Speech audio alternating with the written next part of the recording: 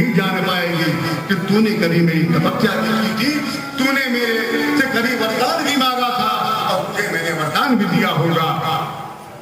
इतना कहने के बाद मैना देवी ने जगदम्बा मैया का दर्शन किया है, उनके चरणों पर गिरकर उनको प्रणाम किया है और धीरे धीरे मैना देवी जैसे दर्शन कर लिया, माँ जगदम्बा धीरे धीरे सुना कन्या का रूप धारण करने लग गई और कन्या का रूप धारण करते ही सुधा वो मैना देवी की पलक एक मगर पलंग पर आ गई और सुंदर एक रोदन प्रारंभ कर दिया। जैसे रोदन प्रारंभ किया है, उस समय रात का समय था, सूर्य भगवान को प्रकाश देना पड़ गया। सूर्य भगवान के अंदर इतनी क्षमता नहीं थी उस समय, उस समय को बदलकर उन्होंने प्रकाशवान होकर प्रकाशित कर दिया। हिमालय नगर में प्रसन्नता देवी मैया ने अपनी यादव को फैला दिया। दसों दिशाओं ने अपने स्थान पर कलश की स्थापना कर दी। देवकार करने वाली परम कल्याणकारी सुखदायक पार्वती मैया का जन्म का समाचार सुनते ही हिमालय जी ने नृत्य करना प्रारंभ कर दिया।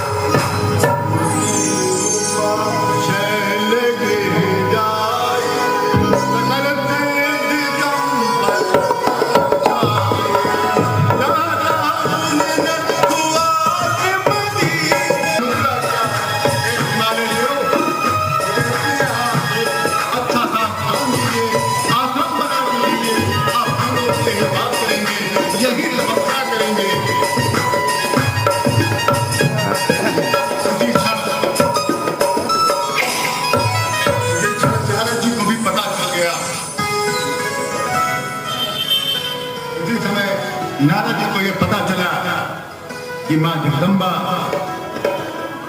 मैना देवी और हिमालय की पुत्री के रूप में अवतार ले चुकी हैं। क्योंकि नारद जी शंकर भगवान के मन कहे जाते हैं।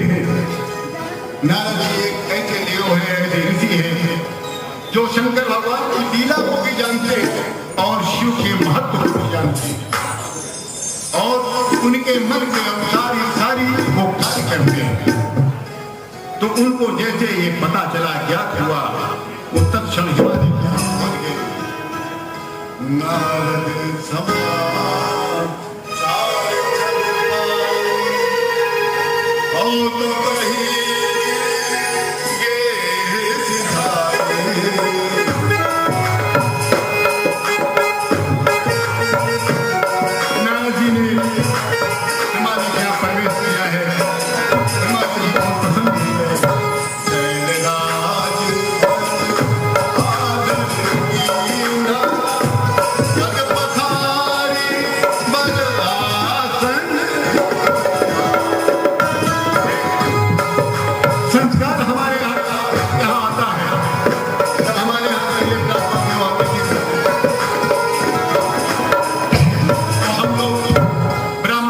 चार तो कहीं तो नारद जी जब पहुंचे तो हमारे हिमालय जी ने पहले उनके चरण को धोया है, चरण को पखारा है और उस चरण के पखारने के बाद जो जल मिला है,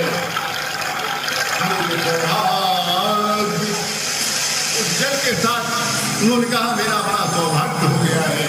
चरण चले लगाओ भवन सिंचावा, सारे भवन पे उस जल का छिड़काव किया है ताकि जहां जहां पे भी नारद जी के चरण का जल पड़ेगा वो पवित्र हो जाएगा।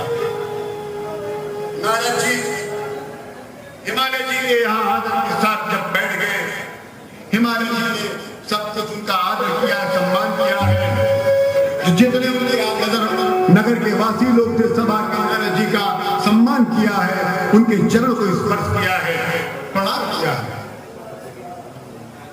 इस गर्भाधान संस्कार के बाद हमारा जातधान जात का संस्कार होता है, उसके पूर्व एक संस्कार मेरा और होता है, नामकरण संस्कार। हम कथा में आपको ज्ञान की ही बात बता रहे हैं। हमारा अब दूसरा प्रसंग जो चल रहा है वो है नामकरण। नामकरण का संस्कार होना था और इस शुभ संस्कार का दर्शन करने के लिए व्याकुल होकर सभी देवगण ऊपर बैठ गए, प्रतीक्षा कर रहे।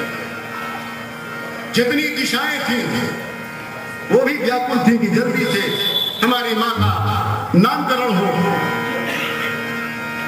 नक्षत्र ग्रह तारे शांत हो गए। नक्षत्र ग्रह तारे एक ऐसे होते हैं वो कभी शांत नहीं होते, परंतु जहां पर मां की आराधना होती है वहां ये शांत रहते हैं। कोई भी आपका ग्रह खराब हो,